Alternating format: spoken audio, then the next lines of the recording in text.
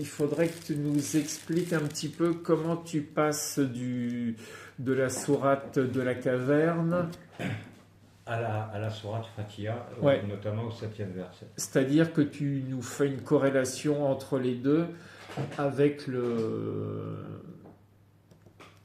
fait qu'on a un personnage et trois peuples. Il faudra que tu nous donnes des détails. Voilà, ben, on a Dhul Karnayan, donc Dhul Karnayan, il apparaît, on a Moïse, plus Abdel Saleh, je t'ai dit que ça fait Dhul Karnayan. Donc on a justement Dhul Karnayan qui apparaît, voilà, qui fait un voyage. Pardon. Il apparaît où?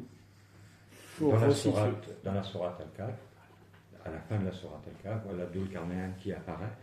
En somme, qu'est-ce qu'on sait quand on lit la sourate Al-Kahf? On sait qu'il fait un voyage, tu vois. Dieu lui fait faire un voyage. Et un voyage qui n'est pas de n'importe lequel. Dieu, il utilise ce qui peut lui donner toute voix à toute chose. Ça a l'air assez spécifique. Il utilise le mot voix. Qu'est-ce qu'il veut dire par voix? Tu comprends? Donc voilà, on a un voyage d'un personnage avec trois peuples qu'on ne connaît pas. Tu vois?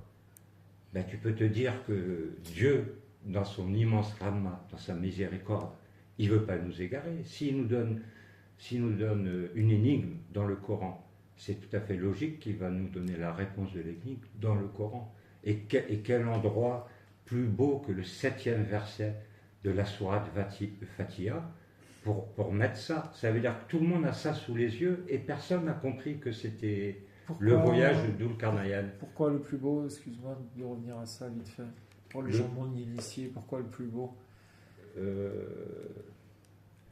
Quand tu commences à lire la parole de Dieu, la sourate Fatiha, tu pourrais faire uniquement avec la sourate Fatiha. Et c'est une sourate qui est récitée, qui est utilisée souvent, elle revient souvent. Mais je vais te la dire. Bismillah Rahman Rahim. On le traduit en français par au nom d'Allah, le tout miséricordieux, le très miséricordieux. En fait, on ne sait pas, normalement on ne pourrait pas le traduire parce que Rahman Rahim, ça ne se traduit pas. Même les Arabes, ils ne savent pas. Ramma, si tu demandes à un arabe spécialiste du Coran, qu'est-ce que c'est la Ramma, il ne saura pas que la définir. Tu comprends? Ouais. Il ne saura pas de la définir. Ouais. Donc, moi je dirais Bismillah Rahman Rahim, Alhamdulillah Rabbi al-Alamin. Louange à Allah, Seigneur des mondes, ou Seigneur de l'univers. Rahman Rahim. Il redit Rahman Rahim. Maliki Yawmeddin, maître du jour de la rétribution.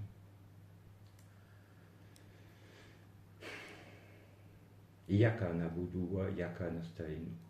C'est toi seul que nous adorons et c'est toi seul dont nous implorons secours. Idina asirata al-mustaqima. Guide-nous dans le droit chemin. Tu vois? La prière qu'on fait, guide-nous dans le droit chemin. Un chemin, guide-nous dans le droit chemin. Sirata al-ladina anemta alayin, reri al-magdubi alayin, wala al-dalim. Le chemin de ceux que tu as comblés de tes faveurs, non pas de ceux qui encourent ta colère, ni des égarés. Je peux le dire au présent. Comment c'est merveilleux quand tu es familier avec le Coran. Et là, on est de nouveau sur un personnage et trois peuples. Là, ouais. Il n'y a pas de personnage. Dans la Fatiha, il n'y a pas de personnage. Okay. Il y a un homme qui fait une prière, guide-nous dans le droit chemin. D'accord. Chaque personne a fait cette prière, guide-nous dans le droit chemin.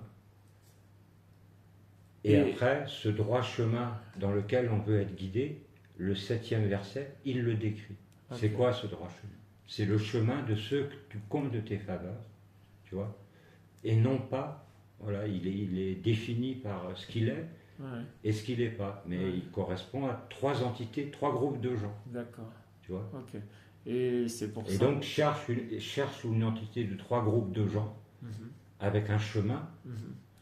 Ça ressemble étrangement à l'aventure de Dhul Karnayan. Tu comprends? Alors comment moi j'ai fait le rapprochement, je ne sais pas. Parce que je me suis torturé dans tous les sens. J'ai passé des heures à lire la sourate, j'ai passé des heures à écouter des gens en parler de la sourate.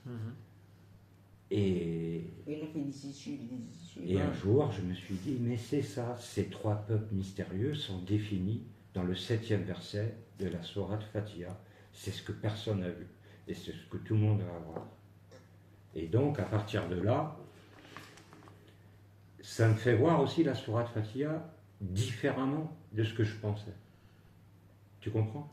Ça veut dire que moi, quand je dis la sourate Fatiha, eh ben, au moment où je dis Bismi Allah, normalement, je crois que le Coran, il dit, avant de prononcer du Coran, tu dois dire une parole coranique qui est dans le Coran, c'est A'udhu billah mina shaitan rajim, qu'on traduirait par je cherche protection auprès de Dieu contre Satan, le banni, je crois, ou le banni.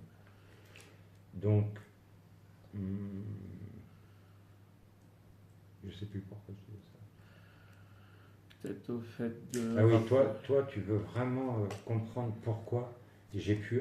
Parce que dans la Sourate El-Kahf, il y a un mystère, c'est qui ce peuple, c'est qui Dhul Qarnayn. Ouais. Et moi, je te donne une solution. Ouais. Tu comprends? Ouais. Okay. Parce que Dieu est grand, Dieu il devrait presque tout te dire dans la Sourate Fatiha. Là, on n'est pas dans l'ordre de l'intelligence humaine, c'est l'intelligence du divin, c'est trop. Quoi. Et pourquoi c'est un petit peu caché, masqué, cette révélation? Moi, je sais pas. Je sais pas. Je crois que c'est lié à l'eschatologie. Je crois que